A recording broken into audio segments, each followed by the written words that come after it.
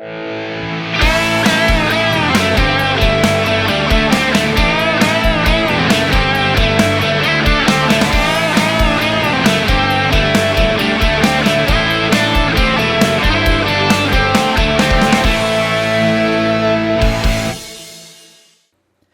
guys, and welcome to another video looking at a VST, and today we're looking at the much anticipated Infinity EQ from Slate Digital.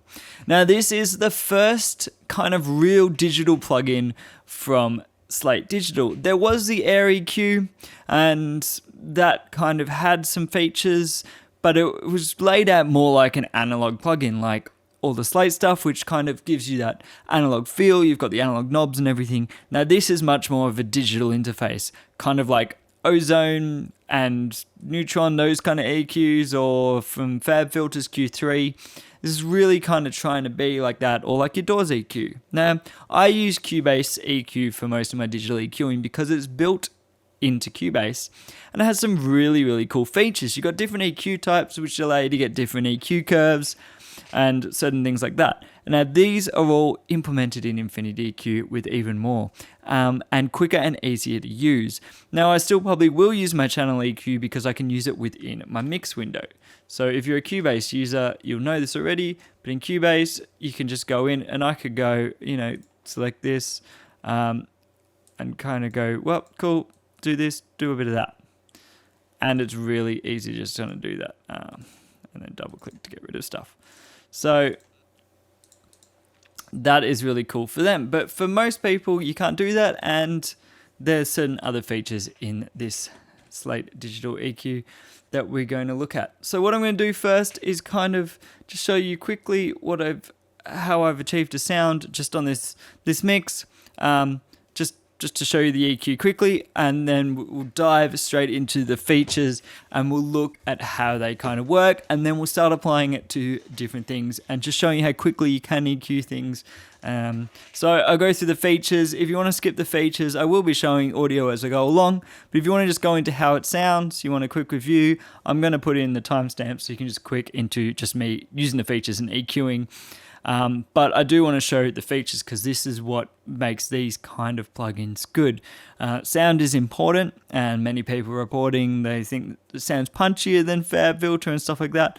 But the most important thing for these kind of digital EQs for me is features and ease of use, because that is why I'd go to it over an analog EQ.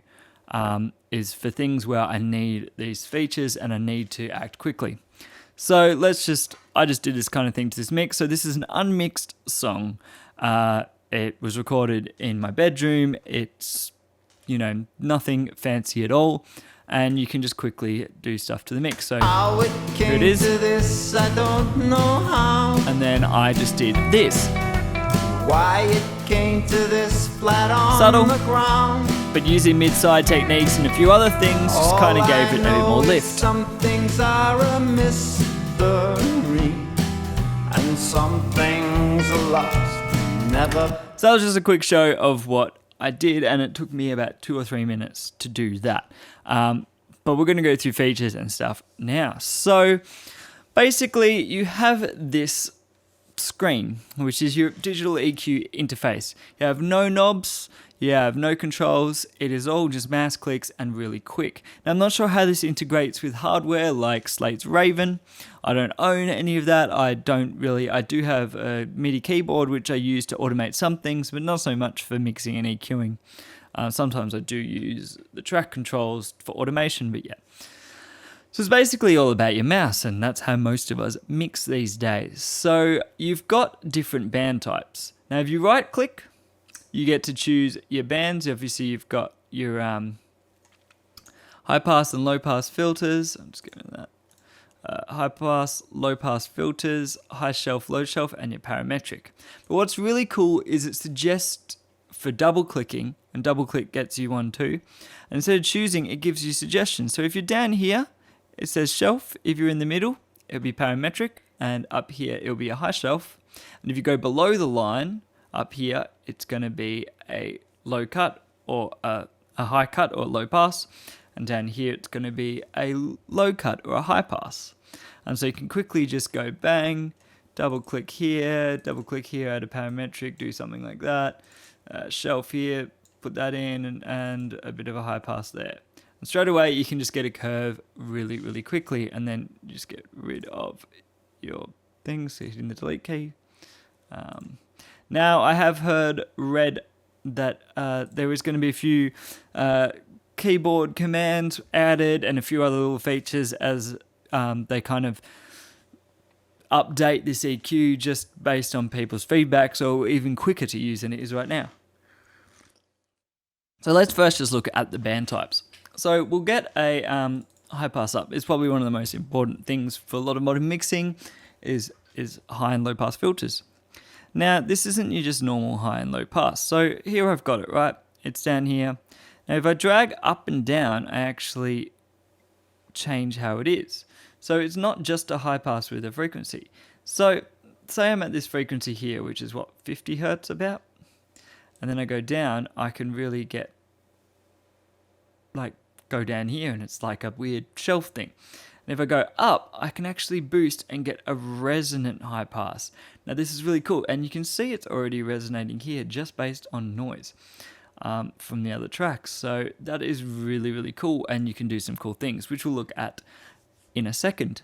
And what you've also got then is your dB per octave here. And then the way this plugin works, and this is what's really cool. So here you hold this dot and you go, in all four directions. You go up, down, left and right. So up and down is obviously boost and cut, left and right is frequency. But say you've got the right boost and you just want to change frequency. If you go up here and drag that, now it doesn't matter if you accidentally go up or down, it doesn't change the amount of boost to cut, it just changes the frequency. And the other cool thing is the colors you've got here with frequency. But anyway, and then same with this bar, if you found your frequency and you just want to go up and down, this is more prevalent with obviously a parametric, it is really, really easy to do that. And so you don't have to worry about accidentally changing your frequency with your mouse movements. So let's just show you what this resonant frequency thing can do. So I'm just going to straight away go into the kick drum.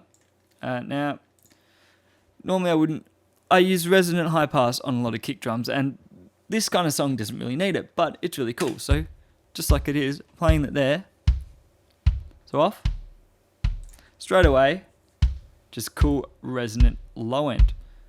So basically, you're cutting everything down here and boosting it there. You can change the octave range and get real resonant.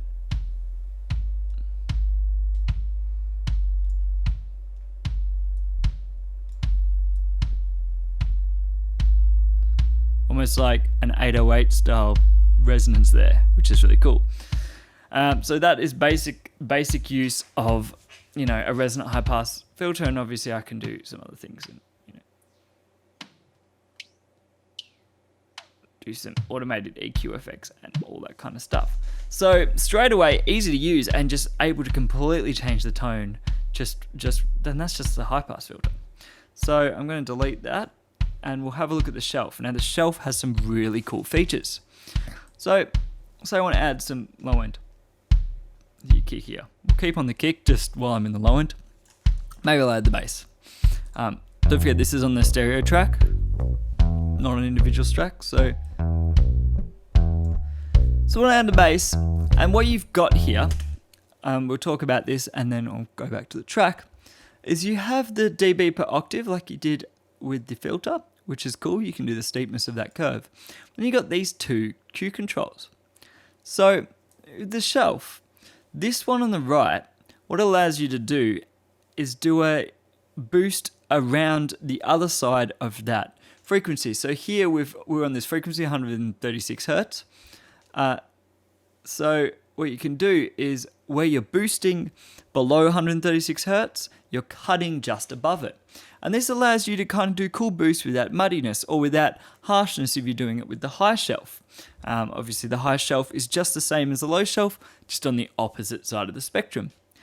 And then here you have your Q, so you can go really relaxed. And what you can do, so if we set that back here, is do a really bit of a boost around that frequency. So you're boosting everything below, but even more there, which is really cool too. So say we go there, and then we don't want as much mud in that 200 region.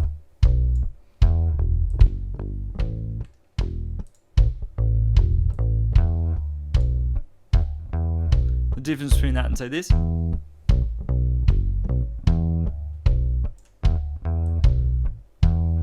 It's probably more prevalent if you go up here.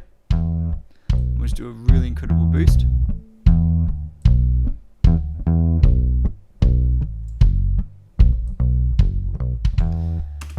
So that is already really powerful, and you can then emulate curves of vintage gear. Like, so the Neve high pass filter, which we'll just get a high pass filter up to show what it looks like. Obviously it's the same, the opposite. It's basically a little bit like this, which meant as you're boosting high end, you get this nice, wide, nice high end, you know, but what you make up for is this kind of cut here so that you don't get too harsh or you don't get too much higher mids, and it is really, really cool. So let's move on to the parametric, and we'll just unsolo everything just so I can show a few examples.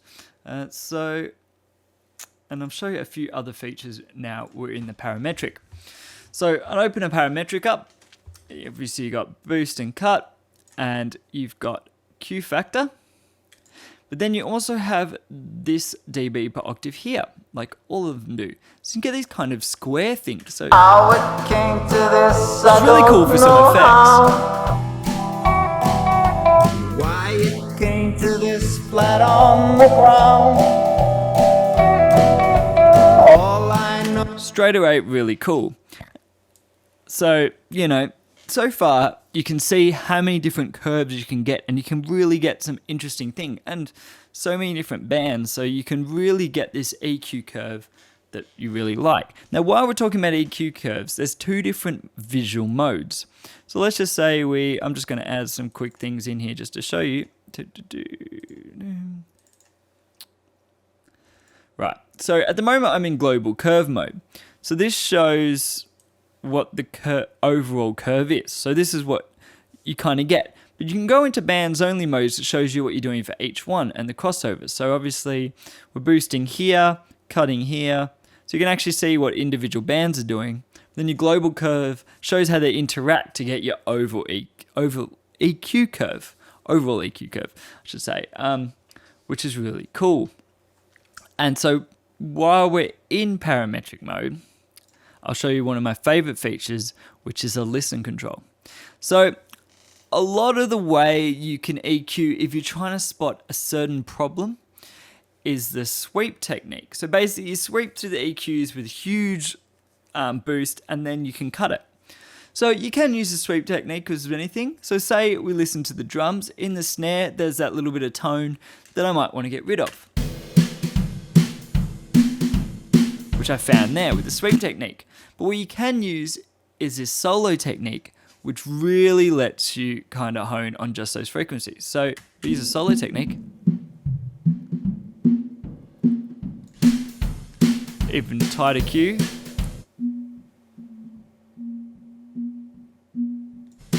So I found that there, and then I can just get the Q out and just cut.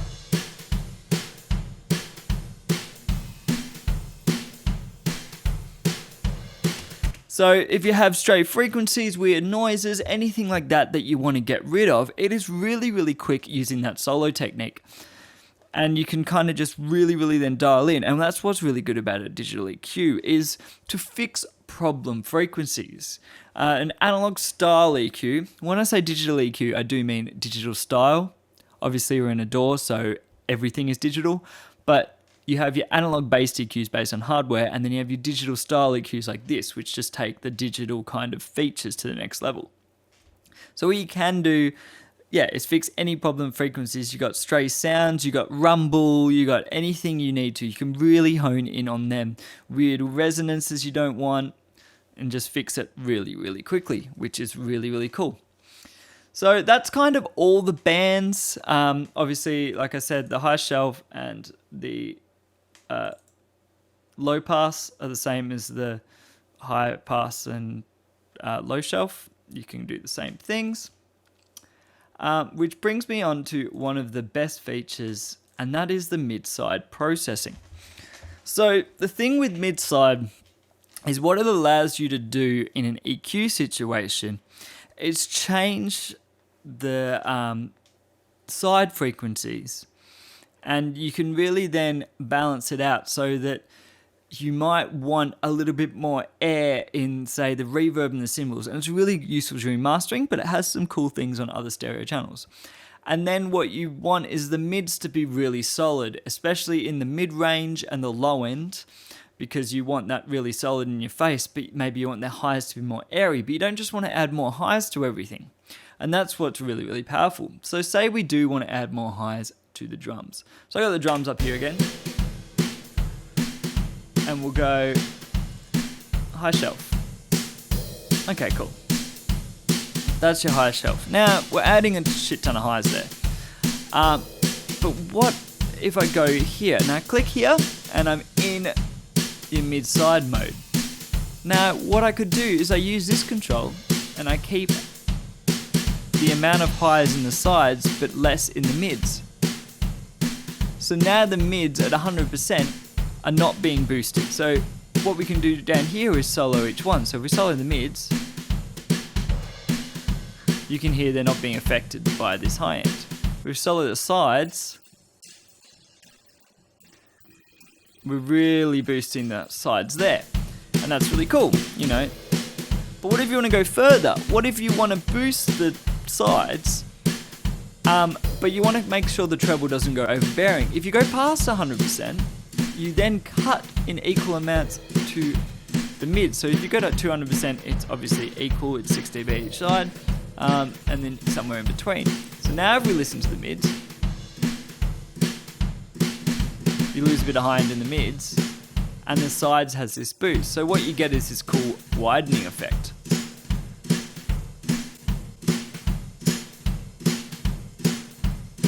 And if we pull the whole mix, you can really hear it.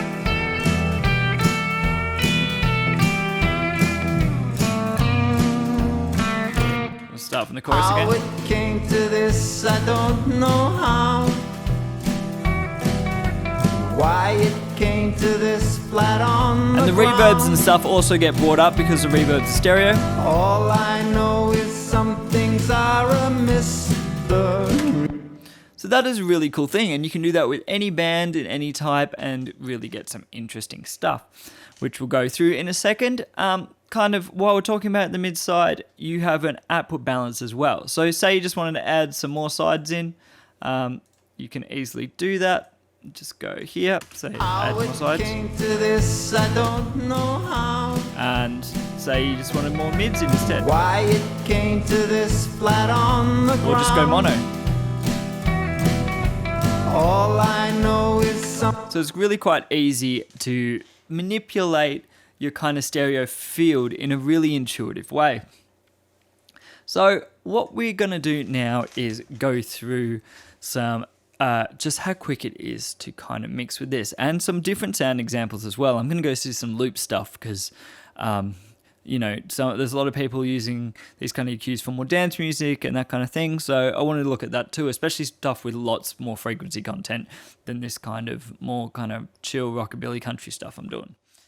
Okay, so now let's actually start mixing with it, and I want to see how quick I can go through and mix something. So I'm going to start on the master bus. Now this is not normally how I would mix, but I'm just going to do some of the mid-side processing just to kind of straight away see what I can do quickly.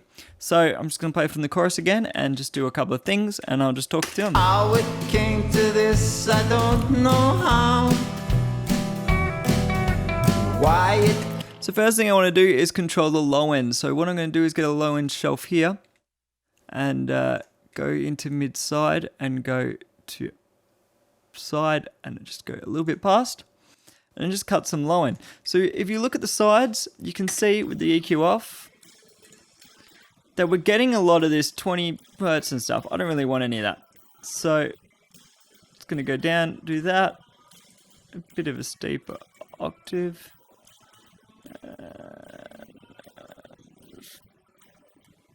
Do something like that. And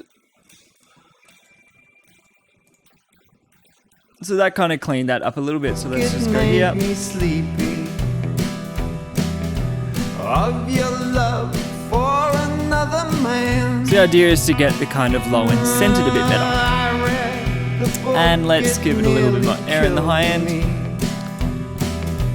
Oh, with my eyes buried in the sand. How it came to this, I don't know how. And mid side again, and just add a little bit more to the Why sides. it came to this flat on the ground.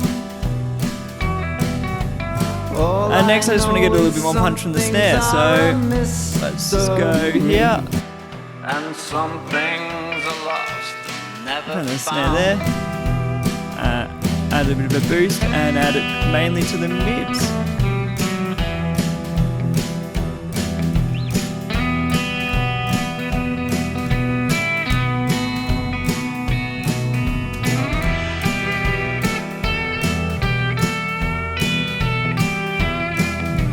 And this centers that guitar a little bit more, so what I'm going to do is increase this some more. I took your words, what did they tell me? Add just a touch more sides. The sun is up. Add a little bit more sides early overall. morning. How it came to this, I a don't bit too know much. how. Output gain to make up for Why it. it came to this flat on the ground. And straight away I've kind of, it's a subtle thing, but I've kind of changed the stereo field and done kind of a little bit of processing that really kind of quickly just gives it a bit more width and a bit more punch in the How middle. it came to this, I don't know how. Why it came to this flat on the ground. Cool.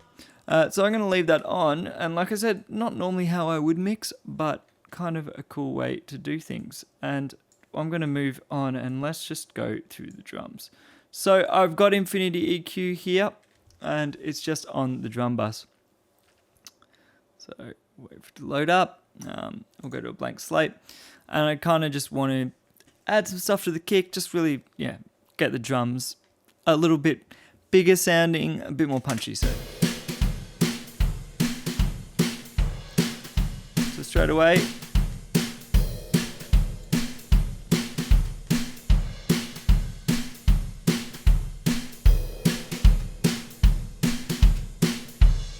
change the drum mix a little bit, but yeah, we're just on the drum bus. So a little bit of low end. I don't really want to hear where I want to hear it.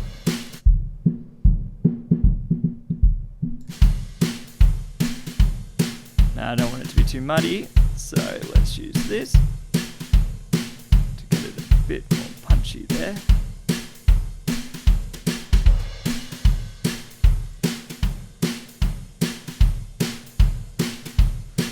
Now the cymbals are getting a little bit harsh, so I'm just gonna go with this parametric.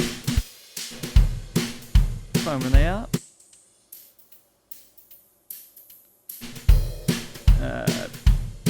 Find the side and just cut a little bit of that.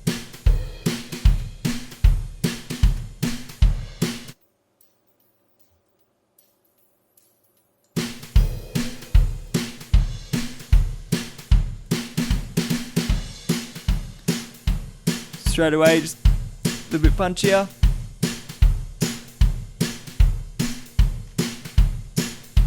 Maybe it's a bit too much on the kick.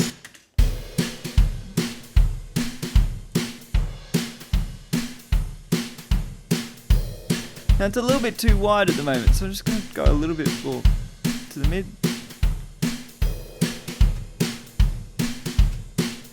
Maybe add a little bit more punch in that snare.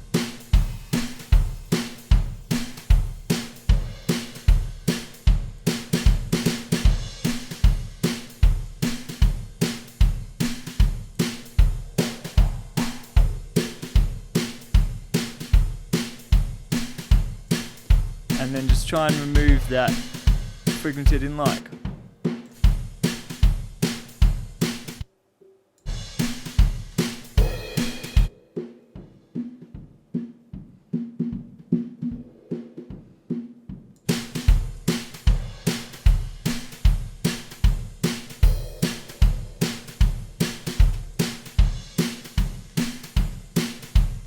Cool, so that's the drums I like. I'm just going to add the bass group in and we'll listen with the bass.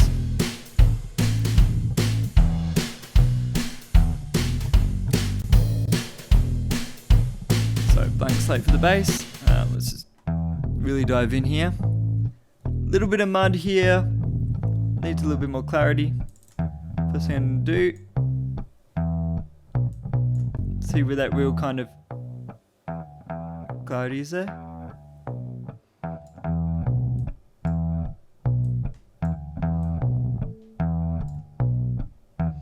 And I'm going to use a little bit of a really steep low cut.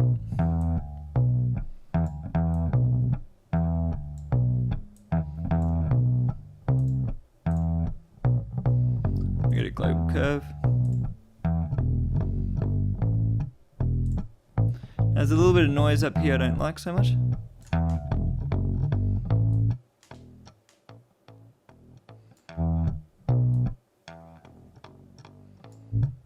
Let's bring that down.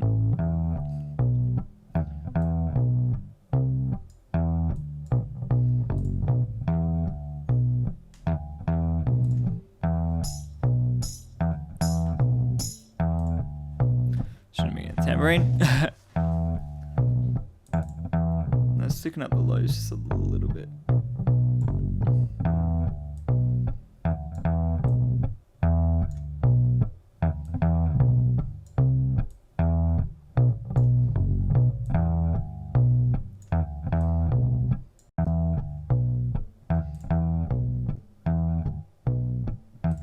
With the drums.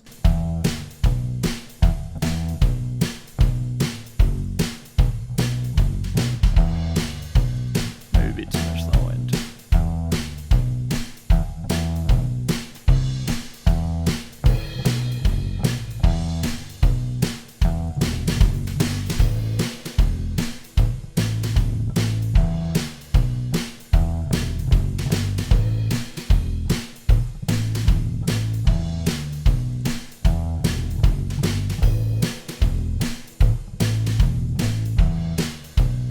So I think that's much better. Now let's move on to the acoustics. Now these are stereo mic'd acoustics. So again, I want to use some mid-side stuff. Now I'm overly using the mid-side stuff just to show how strong it is. Now you wouldn't want to need to use it in every single mix, but it is very powerful. So let's just listen to the acoustics by themselves.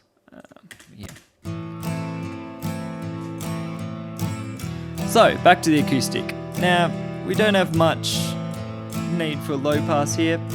There is a bit of the kind of mud in there.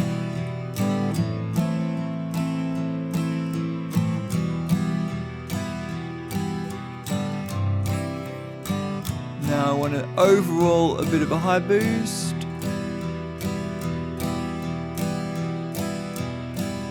Concentrated a bit more on the sides.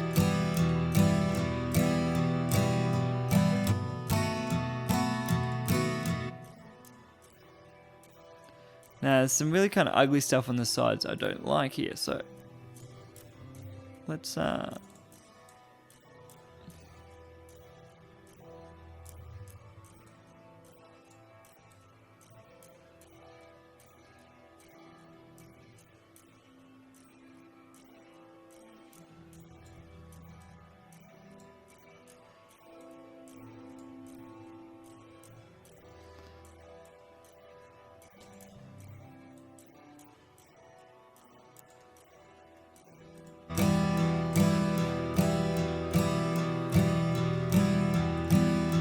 some stuff in here, some resonant stuff I don't like.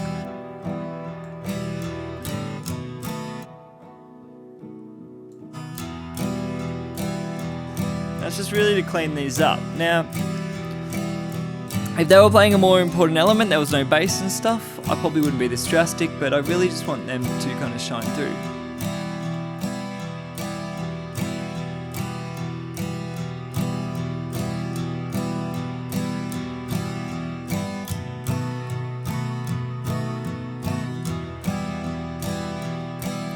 Cool, and in the mix. Buried in the sand along with my eyes. Okay, now last we're looking at the vocals. Now, the big thing about the vocals is now we've increased the high end on everything, the vocals sound pretty dark and a bit muffly. Okay, so with the vocals, what I want to do is really just give them a bit more clarity, a bit more air, and kind of... There's not so much muddy, but also give them a bit of a vintage tone. So how it came to this, we don't need any of that. Know how. Get rid of that. Why it came to this flat on the ground. Now I want a bit more air. All I know is some things are a mystery, and some things are lost. But there's some of that harsh frequency in there, so I'm going to find that. I read the book, it made me sleepy.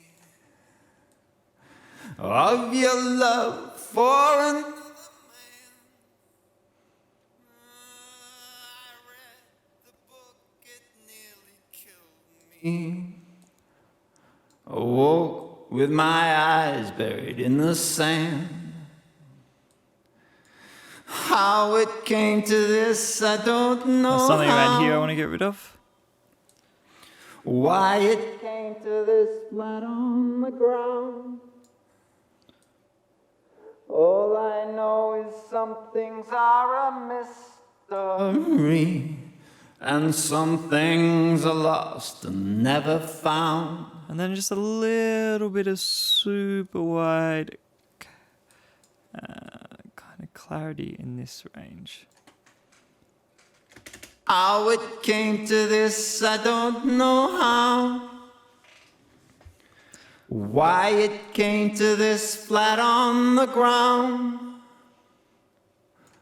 All I know is some things are a mystery, and some things are lost and never found. See, I think that's already slightly better. I read the book, it made me sleepy. Put in the mix. Of your love for another man. I read the book, it nearly killed me. Better there. With my eyes buried in the sand. How it came to this, I don't know how. Why it came to this flat on the ground. All I know is some things are a mystery. Okay, so let's just go through all those things I did. I'm just going to basically turn infinity EQ on all these channels on and off. How it came to this, I don't know how. Why it came to this flat on the ground. So that's off. All I know is some things are a mystery. So in not very long, we kind of went through all those elements and mixed them pretty quickly, and I'm pretty happy with it. So that's basically how quick you can use Infinity EQ. Now, what I want to look at is something completely different, because a lot of you are probably like, cool, that was that. I want to show more powerful stuff on more powerful things. So I'm going to move on to this folder I've got here. What I'll do is I'll just turn off these Infinity EQs just to give us a little bit more ability to use CPU. So now I've got these loops. I'll just play them through.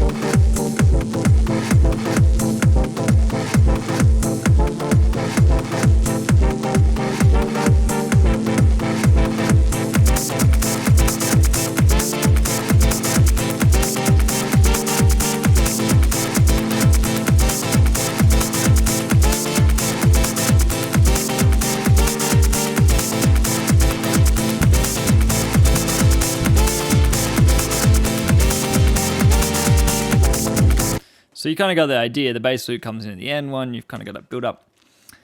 So what I'm going to do is go through and let's really EQ some of these things really, really aggressively and get kind of mix out of them.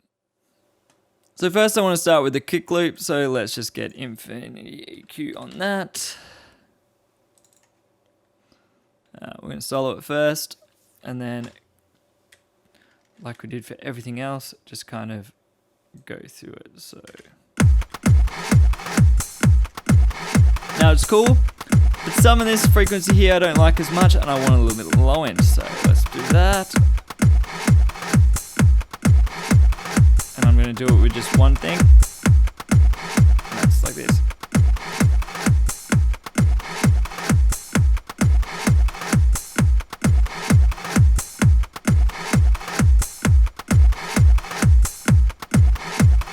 And then somewhere in the mid-range I don't like that as much.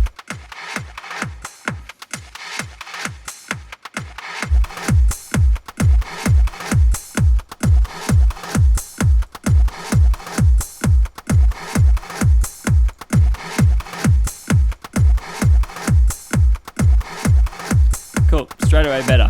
Now, I'm looping that here with this bass loop, so I'm going to just get the bass loop to stick through a bit more. Really doesn't have much kind of cut. You can't really hear it, so let's just open up another instance. Anyway, so yeah, we've got this. Let's have a look at these frequencies. I should be looping here.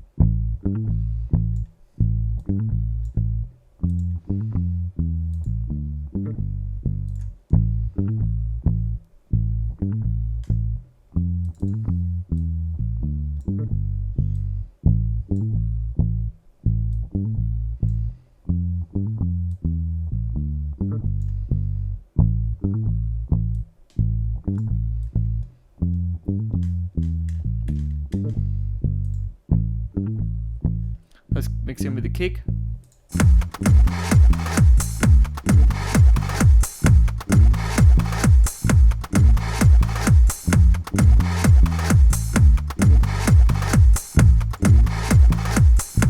Okay, next thing I want to look at is this top loop. So we go into this top loop here. It's already low and high pass, which is cool, but let's go look.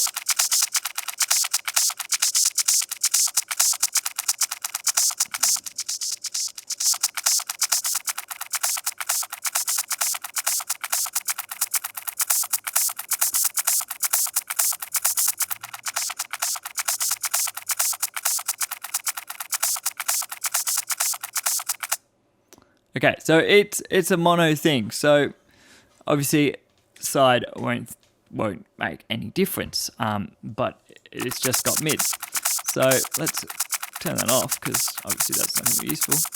What we can do is add different amount of highs to the right and left.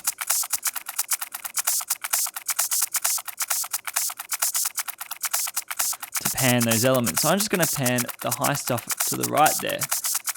We'll go a little bit less of a boost. And basically create stereo out of this.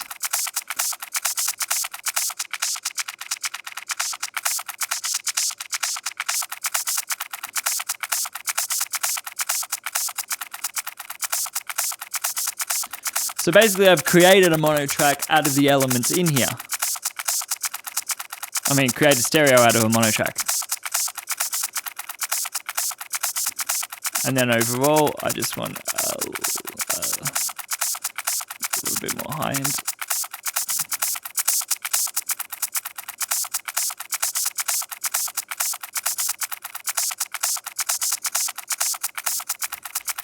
Cool. Now that to me already sounds better. Let's put it in the kick.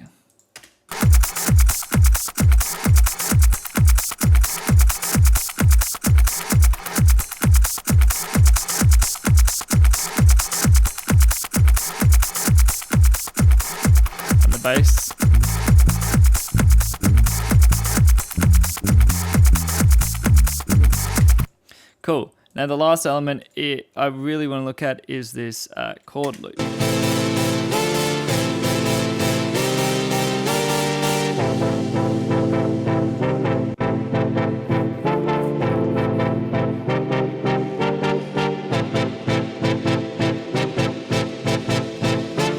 it's got this pan stereo reverb, but it's still very much in the middle. And it's all filtered. I really want to make it very side heavy, so straight up I'm going to go more to the sides. Have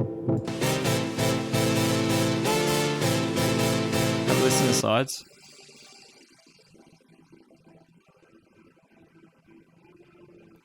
Now I'm going to cut some of those mids from the sides. And add a huge boost to mainly the sides. Wrong mode, sides.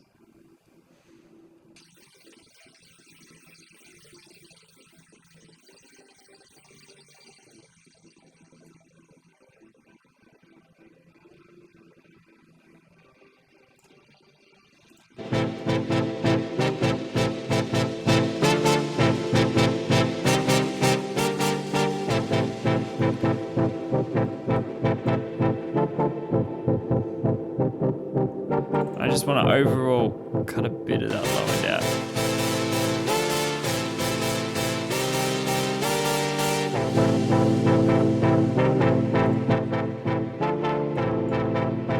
Add a little bit of makeup gain in the mix.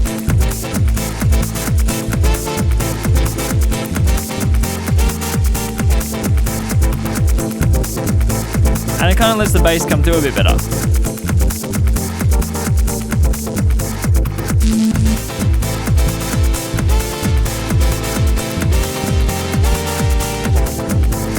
So all of them on, and then all of them off.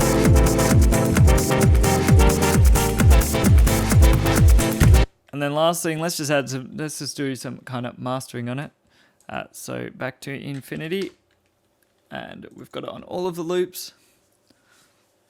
So I'm just going over the top here, just as the last thing. So that's with the infinity on and typical mid-side processing I want to do.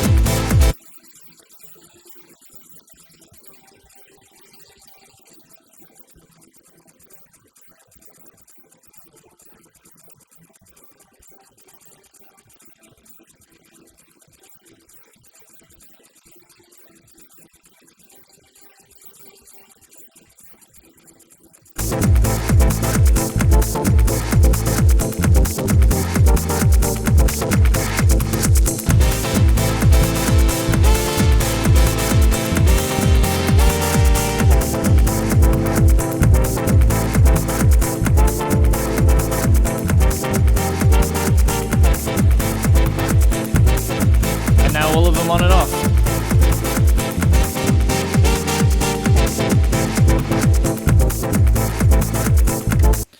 Okay, so that's been a look at Infinity EQ. I try to show lots of things. I know it's a very long video. I just wanted to show how it sounds and different features and everything I could kind of do. I haven't really done any analytical things as far as how the bands work, if there's any problems, how it works phase-wise. I may look into that if that is something that people want, so put in the comments below. I'm happy to do some tips as well on using Infinity EQ to solve certain problems. So if you have any ideas, again, comments below. Don't forget to subscribe and check out some of my other videos. Going to have some more Slate stuff coming up. I use Slate almost predominantly, along with Ozone and then a few other plugins, sound toys and stuff. So I want to do some cool stuff on Slate. I want to do some cool stuff on oversampling. So please subscribe to check out those videos. I came into this mainly as a guitar channel. I'm looking more into doing a lot more of these kind of VST plugin stuff, but I still do a lot of guitar stuff too. So if you're into guitar, Have a look at my other videos. There's a lot of stuff on pedals, on cheap pedals, on some vintage stuff, some really cool things. So thanks for watching, and I'll see you next time.